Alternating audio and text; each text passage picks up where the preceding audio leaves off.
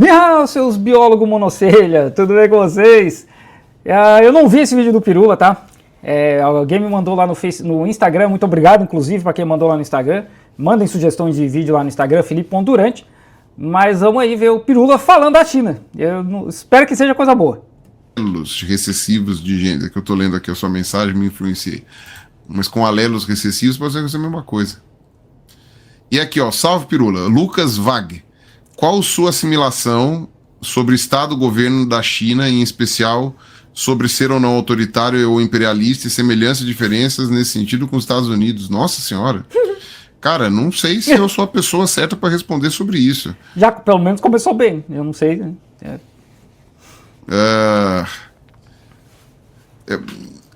Eu entendo autoritarismo em alguns aspectos na China por causa da proibição de falar mal do governo federal. Você não pode ficar falando mal. E também pelo sistema monopartidário. Né? Então, dentro do entendimento que eu tenho de autoritarismo, há um autoritarismo lá na China por causa disso. Vamos por partes aqui, né? Primeiro que o Pirula não está fazendo juízo de valor se isso é bom ou se é ruim, tá? Já para deixar claro aqui, antes que vocês comecem a pirar o cabeção, ele só está dizendo, olha, é isso aí, é autoritário. Do ponto de vista dele, isso é um autoritarismo. Ele não está dizendo isso é positivo, isso é negativo, isso é bom ou isso é ruim, ok? A gente, de modo geral, que tem uma visão negativa quando se usa a palavra autoritarismo. A respeito de falar mal do governo, não é que não pode falar mal. Pode se criticar, como eu faço, né? Eu faço constantemente nos meus vídeos. Inclusive, eu tenho vídeo na rua falando dessa questão da ditadura do proletariado, que a galera tem que trabalhar 12 horas por dia. Então, é possível criticar o governo da China, mas não pode falar mal como a gente fala no Brasil, por exemplo, que a gente xinga, ofende. Aqui nos Estados Unidos é a mesma coisa, né? Mas porque é um modelo diferente de sociedade. A China é muito baseado no confucionismo, que é o outro tipo de sociedade do que a brasileira.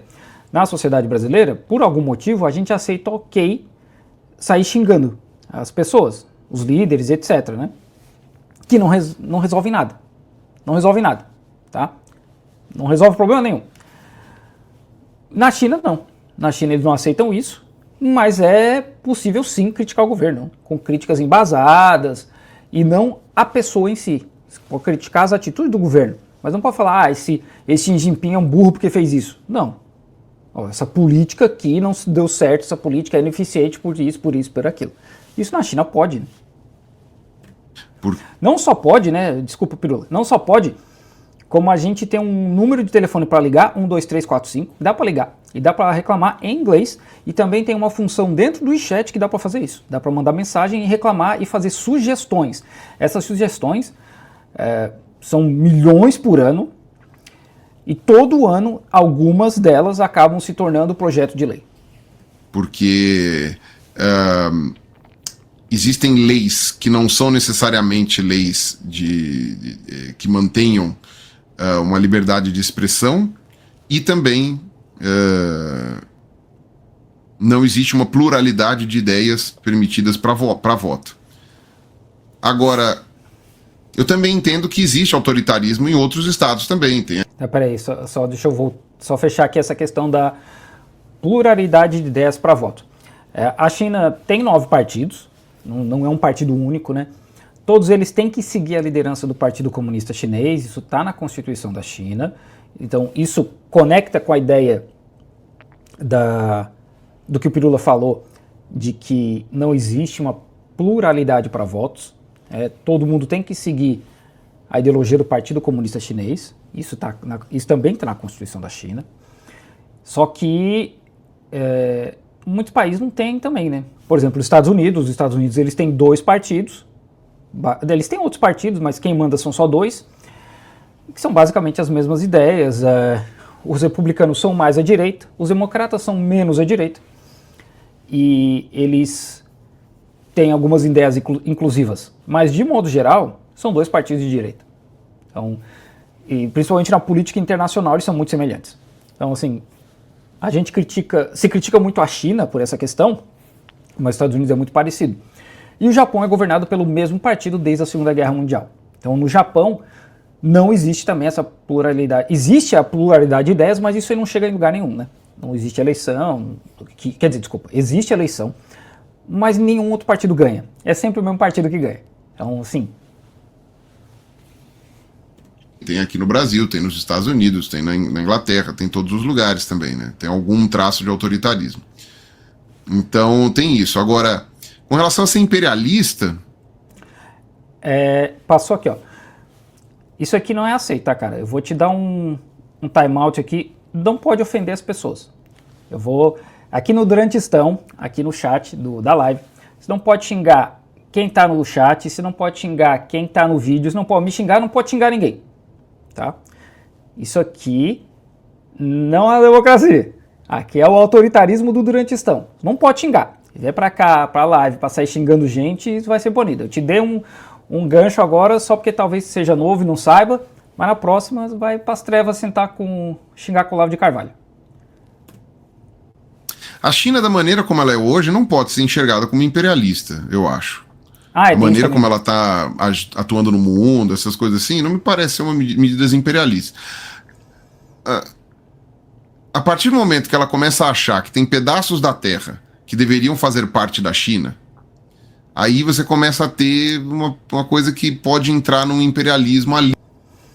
O imperialismo, ele passa também pela questão da supremacia branca, né? Não é... O imperialismo, assim como o Lenin falou, é um estágio do capitalismo, né?